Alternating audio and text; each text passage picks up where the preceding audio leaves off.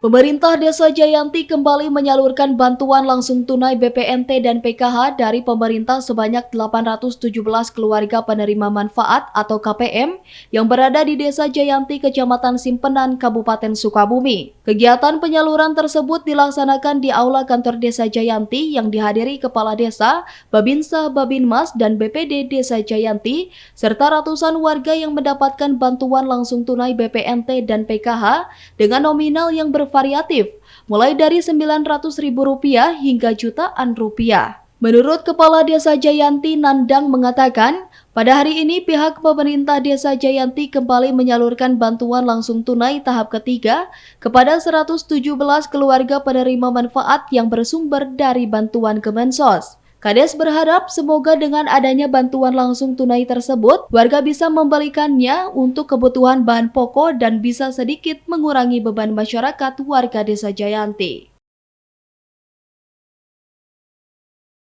Di Desa Jayanti, alhamdulillah sedang dilaksanakan pembagian bansos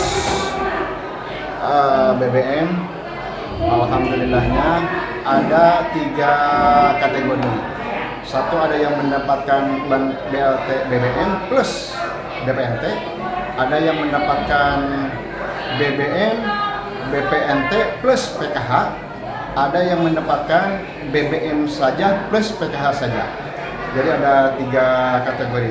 Total warga Desa Jayanti yang mendapatkan bansos hari ini 817 orang dengan 3 kategori yang tadi.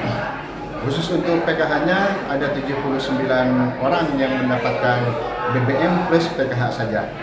Sementara untuk yang mendapatkan bansos BBM plus BPNT ada 492, dan untuk kategori yang ketiga dapat BBM, dapat BPNT, dapat PKH jumlahnya 246 orang. Total 217 orang. Dari Kecamatan Pelabuhan Ratu, Kabupaten Sukabumi, Indra Sopyan melaporkan untuk Dinamika.